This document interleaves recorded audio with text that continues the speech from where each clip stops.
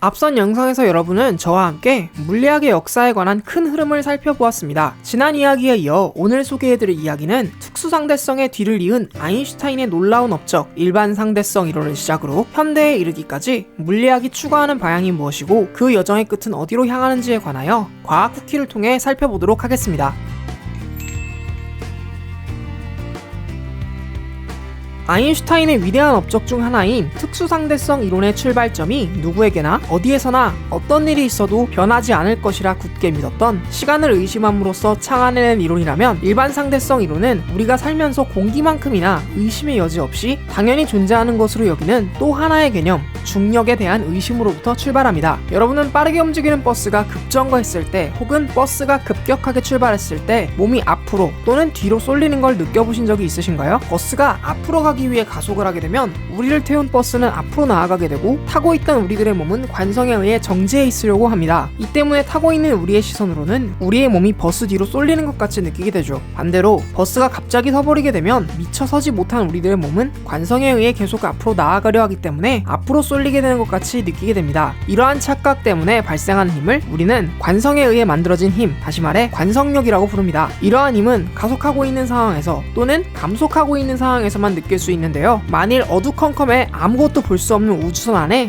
여러분이 타고 있다고 생각해 봅시다. 이 우주선이 우주 공간 속에서 위로 가속을 하고 있어서 아래쪽으로 관성력을 만들게 되면 마치 중력이 잡아당기는 것과 같은 착각을 불러일으키게 되며 이때 우리는 이 우주선이 지구에 착지해 있는 건지 우주 속에서 가속하고 있는 건지 전혀 구별할 수가 없게 됩니다. 이를 과학적 용어로 등가 원리라고 합니다. 가속하고 있는 우주선 속에서의 나와 지구 위에 서 있는 내가 두 상황이 실제로 어떤 상황인지 분별할 수 없다는 뜻입니다. 여기에서 재미있는 일이 일어납니다. 가속하고 있는 우주선에 작은 구멍 하나를 뚫어 외부로부터 빛이 들어오고 있다고 생각해 봅시다. 우주선이 계속해서 빨라지고 있는 상황에서 빛이 제 아무리 빠르게 들어온다 할지라도 우주선을 통과해 벽이 빛에 도달하기까지에는 반드시 도달할 때까지의 시간이 걸리므로 우주선이 그 시간 동안 앞으로 나아가게 되어 빛은 실제 구멍보다 약간 아래쪽에 찍히게 될 것입니다. 다시 말해 우주선의 가속 때문에 빛이 휘어진 것입니다. 그런데 앞서 설명했던 등가 원리에 의해 가속하고 있는 우주선과 중력은 구별할 수 없는 동일한 상황으로 생각해 본다면 지구가 만드는 중력이 우주선에서의 가속 운동처럼 빛을 휘어지게 만들 수 있지 않을까라는 터무니없는 주장을 하게 되는데 이것이 바로 아인슈타인의 일반상대성 이론의 가장 대표적인 물리 현상인 중력 렌즈 효과입니다. 당시 권위적이었던 영국 광립학회는 중력에 대한 이러한 해석이 곧 뉴턴의 명성에 대한 커다란 도전이었으므로 당연히 이 주장을 거들떠보지도 인정하지도 않았으며 검증할 수도 없는 궤변은 믿을 수 없다는 인식 때문에 많은 물리학자들로 하여금 외면을 받을 수밖에 없었습니다. 그러나 이러한 권위 속에서도 학회는 결국 일반상대성 이론을 받아들일 수밖에 없게 되는데 그것도 다름 아닌 영국 왕립학회 소속이었던 물리학자 한 사람의 집요한 노력을 통해 이루어진 결과라고 하니 조금 아이러니한 일이죠. 이 과학자가 바로 게이였다는 외설로도 유명했던 과학자인 에딩턴입니다. 에딩턴은 달이 태양을 완벽하게 가리는 현상인 괴기일식을 이용하여 태양 근처의 별을 관측하였을 때와 그렇지 않을 때의 별의 관측 자료를 비교함으로써 태양 중력을 통한 별빛의 휘어짐을 최초로 입증해냅니다. 이를 통해 아인슈타인이 이론적으로만 주장한 일반상대성 이론은 허무맹랑한 상상력이 아니었음이 널리 알려지게 되면서 우주를 연구하는 천체 물리학을 접근하는 방법이 기존 뉴턴의 패러다임으로부터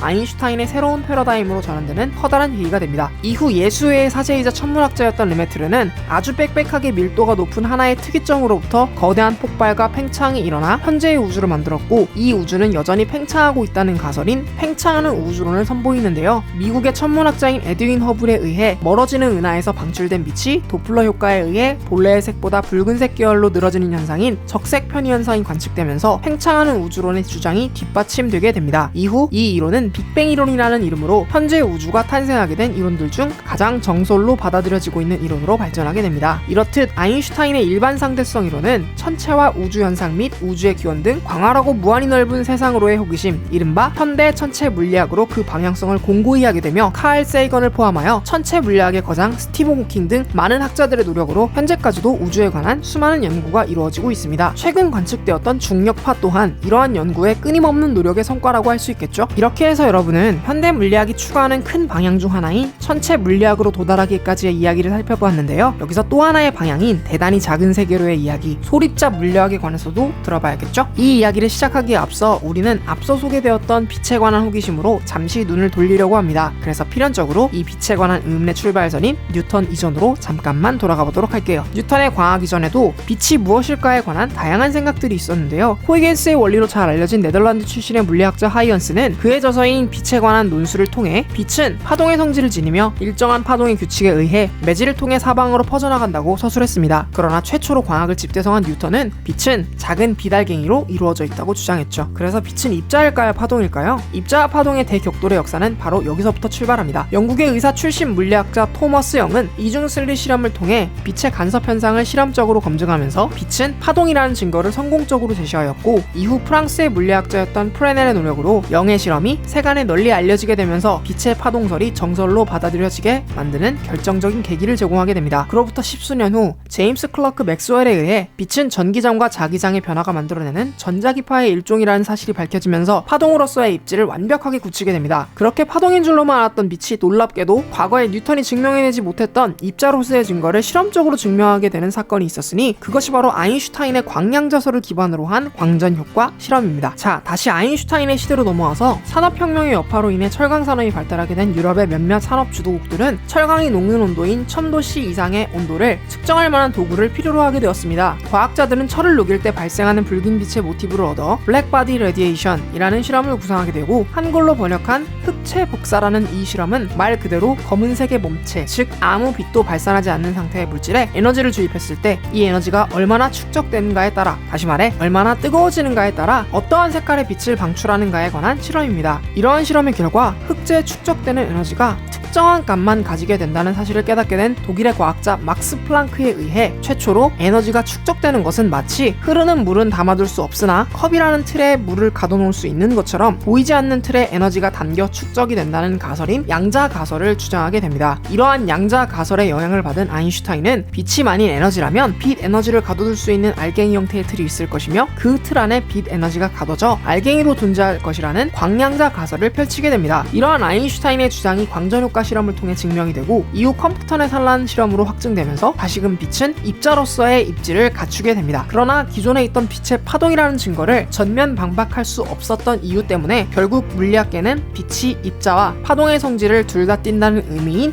이중성을 띠는 대상으로 규정하게 됩니다. 이 시점에서 프랑스의 물리학자인 드 브로이는 빛이 두 가지의 성질을 다 띈다고? 그렇다면 입자 또한 파동의 성질을 띌 수 있지 않을까? 라는 유치하지만 놀라운 역발상을 통해 입자의 파동성을 세상에 드러내게 되면서 아주 작은 물질들의 물리학적 세상인 양자역학이 본격적으로 태동하기 시작합니다. 이후 원자 물리학의 대표적인 인물인 닐스 보어가 드 브로이의 물질파 이론에 영감을 얻어 원자 주위에 분포하고 있는 전자가 파동의 형태로 존재한다는 가설인 보어의 양자 가설을 주장하게 되고, 이러한 전자의 운동 상태와 같은 아주 작은 세계의 입자는 그 위치나 속도를 측정하려고 할 때 어느 한쪽을 정밀하게 측정하려고 하게 되면 다른 한쪽의 물리량을 확정할 수가 없게 된다는 베르너 하이젠베르그의 불확정성 원리에 부딪히게 되면서 다시 한번 뉴턴의 패러다임이 완벽하게 붕괴됨과 동시에 그동안 물리현상을 설명할 때 꼭 필요했던 두 가지의 물리량인 위치와 속도를 측정할 수 없게 되어버린 물리학은 커다란 위기를 맞이하게 됩니다. 그러나 슈레딩거의 고양이로 더 유명했던 과학자 엘빈 슈레딩거에 의해 작은 세계의 입자는 슈레딩거 방정식이라는 형태로 그 모습을 정확하게 알 수 없으나 확률적으로는 위치와 속도를 예측할 수 있게 되면서 확정적인 세계가 아닌 확률로 존재하는 이해하기 어려운 세계, 양자역학의 지평이 열리게 됩니다. 아이러니하게도 이러한 계기를 마련해준 슈레딩거와 바란 세계는 확률의 세계가 아닌 확정적이고 연속성이 존재하는 세계인데도 말이죠. 이후 양자역학은 연구를 거듭하여 더욱더 작은 미입자의 세계뿐만 아니라 물체와 물체 사이에 작용하는 힘을 만들어내는 대상인 매개입자에 관한 연구, 그리고 만물의 기본 요소가 무엇일까 하는 의문에 대한 잠정적 결론인 촉근 이론으로 확장되면서 아주 작은 세계에 관한 연구 또한 여전히 활발하게 진행되고 있습니다. 지금까지 고대부터 현대 천체 물리학 및 촉근 이론에 이르기까지 물리학의 역사에 대해 살펴보았는데요. 실제로 이러한 연구에 뛰어들었던 지인의 소감을 들어보니 마치 허상을 잡고 있는 것과 같다 라고 말씀하시더라고요. 그러나 이러한 지적 연구가 끊임없이 이루어지고 있는 한 언젠가는 더욱더 놀랍고 재미있는 사실들이 밝혀져 우리를 놀라게 해주지 않을까요? 영화 인터스텔라를 통해 본 것과 같이 생명이 존재할 수도 있을 만한 천체를 발견하는 일, 절대영도 근처에서 일어나는 초유동 현상 등 우리가 알지 못하는 수수께끼들이 언젠가 꼭 풀리게 될 것이라고 기대하며 기다리는 동안 과학쿠키는 이러한 놀라운 과학의 세계로 여러분을 끊임없이 초대할 것을 약속드리면서 물리학의 역사에 관한 이야기를 여기서 마무리하도록 하겠습니다. 지금 영상을 보고 있는 이 순간에도 물리학의 역사는 한 걸음 한 걸음 앞으로 나아가고 있다는 사실을 꼭 기억해주세요. 그리고 도움이 되셨다면 좋아요와 구독 꼭 하고 가시는 센스 잊지 마세요.